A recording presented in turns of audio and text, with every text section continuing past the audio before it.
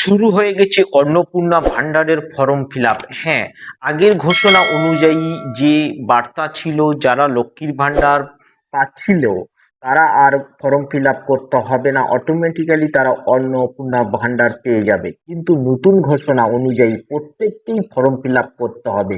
যতক্ষণ না সে form fill up করবে ততক্ষণ সে অন্নপূর্ণা ভান্ডার পাবে না। তার আগে পর্যন্ত 3 মাস অন্তত লক্ষ্মীর ভান্ডার পেতে পারেন ফর্ম ফিল আপ না করে। আর যখনই আপনি ফর্ম ফিল আপ করবেন, আপনার পোর্টালে নাম রেজিস্টার হয়ে যাবে, তখনই আপনি পাবেন অন্নপূর্ণা ভান্ডারের 3,000 টাকা। এই অন্নপূর্ণা ভান্ডারের ফর্ম ফিল আপ বাংলাতেও করতে পারবেন, ইংলিশেও করতে পারবেন। হ্যাঁ, আর বিশেষ বিশেষ এরিয়ার কিছু বাসিন্দাদের জন্য হিন্দি ভাষা করা হয়েছে। এটি অফলাইনেও করতে পারবেন, অনলাইনেও করতে পারবেন। আর যারা অফলাইনে অনলাইনে দুটো কোনোটিতেই করতে পারবেন না নিজেদের থেকে, অপেক্ষা করুন। আপনাদের বাড়িতে বাড়িতে গিয়ে সরকারি আধিকারিকরা গিয়ে সম্পূর্ণ নিজেদের থেকে দায়িত্ব নিয়ে ফর্ম ফিল আপ করিয়ে নেবে। কোনো দুশ্চিন্তা করবেন না। আর আমি বাংলার একটি ফর্ম, সম্পূর্ণ 12 পাতার ফর্ম, যে ফর্ম ফিল আপ করতে হবে সেটি 12 পাতার ফর্ম। সেই ফর্ম আমি সম্পূর্ণ দেখিয়ে দেবো। ফর্মে কি কি উল্লেখ করেছে, আপনার পরিবারের যতজন সদস্য আছে অন্তত মিনিমাম 5জন সদস্য, তাদের Aadhaar card, voter card, PAN card এবং ড্রাইভিং লাইসেন্স থেকে যাবতীয় তথ্য সব তুলে ধরেছে। আপনার বাড়িতে কোনো 4 চাকা গাড়ি আছে কিনা, আপনার বাড়ি একতলা, দুতলা না ছাদ আঁটা বাড়ি, সেটি সম্পূর্ণ এই ফর্মে উল্লেখ করতে হবে। একদম সুন্দর করে আপনাকে এই ফর্মটা জেনে বুঝে ফিল আপ করতে হবে। কেউ যদি একবার ভুল করেছেন, ভুলভাবে ফিল আপ করে দিয়েছেন, সে কিন্তু টাকা পাবেন না। সেই জন্য ফিল আপ করার আগে আমার এই ভিডিওটি কেটে না দেখে সম্পূর্ণ ভিডিওটি দেখে তারপরে ফর্ম ফিল আপ করবেন। এটি হলো অন্নপূর্ণা ভান্ডারের 12 পেজের ফর্ম।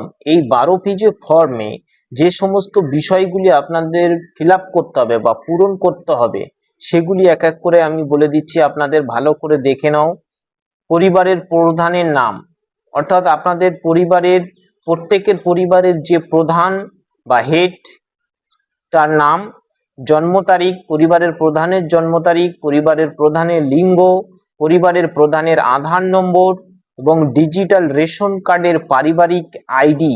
এটা যদি থাকে, এটা দিতেই হবে এমন কোনো ব্যাপার না, যদি থাকে। পরিবারের সদস্য সংখ্যা, অর্থাৎ আপনাদের পরিবারে প্রত্যেকের পরিবারেতে কতজন করে থাকেন, পরিবারের সদস্য সংখ্যায় দেবেন। 5 হলে 5, 6 হলে 6, এরকম দিয়ে দেবেন। ঠিকানা, আপনার ঠিকানা। যোগাযোগ নম্বর, যোগাযোগ নাম্বারটি আপনারা অবশ্যই আপনাদের আধার নম্বরের সঙ্গে যুক্ত যেটি বা আধার কার্ডের সঙ্গে যুক্ত যেটি, সেই নম্বরটি দেবেন। তারপরে প্রত্যেকেরই আপনাদের পরিবারের প্রধানের নাম, জন্ম তারিখ, লিঙ্গ, আধার নাম্বার। তারপরে প্রত্যেকেই যে কজন আপনাদের পরিবারের সদস্য আছে মিনিমাম 5 জনকে দিতে হবে। নাম, জন্ম তারিখ, লিঙ্গ, এইভাবে পরপর 5 জনকে লিখতে হবে। তারপরে কি বলছে, পরিবারের প্রধান ও পরিবারের সকল প্রাপ্তবয়স্ক সদস্যর ব্যাংক অ্যাকাউন্ট। প্রত্যেকেরই আপনাদের পরিবারে যতজন সদস্য আছে প্রত্যেকের নাম এবং ব্যাংক অ্যাকাউন্টের আইএফএসসি কোড, এগুলো উল্লেখ করতে হবে।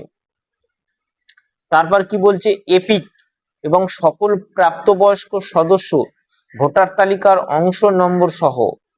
প্রত্যেক সদস্য যাদেরকে ভোটার তালিকা, বিধানসভা ক্ষেত্র এবং অংশ নম্বর কত নম্বর বুথে থাকে সেগুলি উল্লেখ করতে হবে। এবং 12 বিভাগে বলেছে আপনারা এসসি এসটি না সাধারণ, সেটি উল্লেখ করতে হবে। রেশন কার্ডের খাদ্য আপনারা পান কি পান না সেটি উল্লেখ করতে হবে। আপনার কি ডিজিটাল রেশন কার্ড আছে, হ্যাঁ থাকলে হ্যাঁ টিক মারতে হবে, না থাকলে না। হ্যাঁ যদি হয় তবে কার্ডের ধরন উল্লেখ করতে হবে। আপনার রেশন কার্ড কি টাইপের, পিএইচএইচ না এঅয়, এরকম যে সমস্ত অপশনগুলি আছে সেগুলি উল্লেখ করতে হবে। পরিবারটি রেশন দোকান থেকে মাসিক রেশন তুলছে কিনা তা আপনাকে উল্লেখ করতে হবে। বাড়ির ধরন, আপনার বাড়িতে কি 3 বা তার বেশি পাকা ঘর রয়েছে। পারিবারিক জমির মালিকানা, এটি উল্লেখ করতে হবে। পরিবারের সকল সদস্যর মোট জমির পরিমাণ উল্লেখ করতে হবে। যানবাহন, আপনি পরিবারের কোনো সদস্য কি অবাণিজ্যিক মোটর চালিত 4 চাকার গাড়ি আছে কিনা, পরিবার ভিত্তিক সদস্যদের স্বাস্থ্য বীমা, কারোর যদি কোনো স্বাস্থ্য বীমা করা থাকে যেমন আয়ুষ্মান ভারত, স্বাস্থ্যসাথী, সেগুলো আপনার পরিবারের কার কার সদস্যদের মধ্যে কার কার আছে তা উল্লেখ করতে হবে। এবং তারপরে আছে পেশা, কোনো সদস্য কি আয়কর কর প্রদান করে থাকেন সেটি উল্লেখ করতে হবে। পরিবারের সদস্যর প্যান কার্ড যদি থাকে, পরিবারের সদস্যদের যদি প্যান কার্ড থাকে তাহলে প্রত্যেকের প্যান কার্ডের নাম এবং নম্বরটি উল্লেখ করতে হবে। কর্মসংস্থানের ধরন, পরিবারের প্রত্যেককেই কেউ কি কাজ করে থাকে তার ধরন উল্লেখ করতে হবে। আচ্ছা, এরপরে পরিবারের শিক্ষিত প্রাপ্তবয়স্ক সদস্যর সংখ্যা এবং পরিবারের অশিক্ষিত প্রাপ্তবয়স্ক সদস্যদের সংখ্যা, অর্থাৎ আপনার পরিবারে কতজন শিক্ষিত এবং কতজন অশিক্ষিত সেটি আপনাকে উল্লেখ করতে হবে। কোনো সদস্য কি কোনো সাংবিধানিক পদে মন্ত্রী, সাংসদ, বিধায়ক বা পঞ্চায়েত সংস্থার প্রাক্তন বা বর্তমান কোনো চেয়ারপারসন বা এমএলএ মিনিস্টার কিনা সেটি উল্লেখ করতে হবে। কোনো সদস্য কি সরকারি পেনশনভোগী, আপনাদের পরিবারের কোনো সদস্য সরকারি পেনশনভোগী কিনা তা উল্লেখ করতে হবে। কোনো সদস্য কি জিএসটির অধীনে নিবন্ধন আছে, কেউ কি জিএসটি দেন সেটি উল্লেখ করতে হবে। পরিবারের মোট বার্ষিক আয় সেটি আপনাকে অঙ্কে লিখতে হবে বা সংখ্যায় লিখতে হবে। আর যাদের যাদের নাম বাদ গিয়েছে তারা সিএ এর আবেদন করে যদি থাকে তার বর্তমান অবস্থা কি সেটিও উল্লেখ করতে হবে। এরপর কি বলছে, কারো পরিবারের কারো ক্রেডিট কার্ড, কিষাণ কার্ড বা শিল্পী ক্রেডিট কার্ড, মৎস্যজীবী ক্রেডিট কার্ড, শিক্ষার্থী ক্রেডিট কার্ড ইত্যাদি এগুলো আছে কিনা তা উল্লেখ করতে হবে। আর যাদের যাদের এসআইআর এর মাধ্যমে নাম রিলেটেড হয়ে গেছে তারা ট্রাইব্যুনালে বিচারাধীন কিনা, আবেদন করেছেন কিনা সেটি আপনাকে উল্লেখ করতে হবে। আবেদন যদি করে থাকেন তাদের আপনার অ্যাপ্লিকেশন আইডি সেটি উল্লেখ করতে হবে। এবং আপনার বাড়িতে শিশুদের কোনো স্কুলে পড়াশোনা করে কিনা, কিরকম স্কুলে পড়াশোনা করে সেটি উল্লেখ করতে হবে।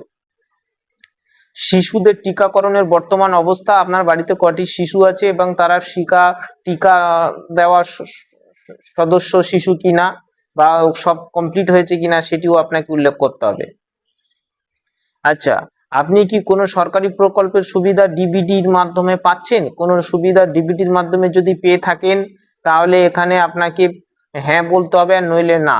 সমস্ত কিছু ফিল আপের পরে এখানে লিখেছে, আমি এই মর্মে ঘোষণা করছি যে উপরে প্রদত্ত তথ্য আমার জ্ঞান ও বিশ্বাস অনুযায়ী সত্য এবং প্রযোজ্য ক্ষেত্রে আমি সকল সহায়ক নথি প্রদান করেছি এবং উপরে উল্লিখিত কোনো মানদণ্ড বাদ দেইনি। আমি অবগত যে আমার প্রদত্ত কোনো তথ্য মিথ্যা প্রমাণিত হলে আমার সামাজিক সুরক্ষা সংক্রান্ত সুবিধাসমূহ বন্ধ হয়ে যেতে পারে।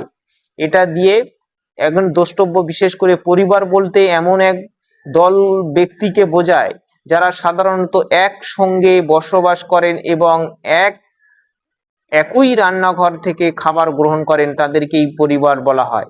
এটি আপনি দেবেন এন্ড অফ ফর্ম, এখানে ফর্ম শেষ।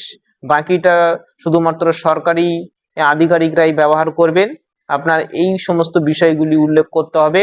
12 পেজের এই যে অন্নপূর্ণা ভান্ডার, সমস্ত কিছু আপনি সুন্দর করে ফিল আপ করবেন। কেউ মিথ্যা দিয়ে ফিল আপ করবেন না, তাতে আপনাদের অসুবিধা হতে পারে পরবর্তীকালে। তাহলে এইভাবে সুন্দর করে আপনাদের ফর্ম ফিল আপ করুন। আমার এই ভিডিওটি আপনাদের থেকে শুধু একটি সাবস্ক্রাইব আর লাইক পাওয়ার আশায় ভিডিওটি বানাই। আপনারা অবশ্যই ভিডিওটি ভালো লাগলে একটি লাইক আর সাবস্ক্রাইব করে দেবেন। আপনারা সুস্থ থাকুন, ভালো থাকুন।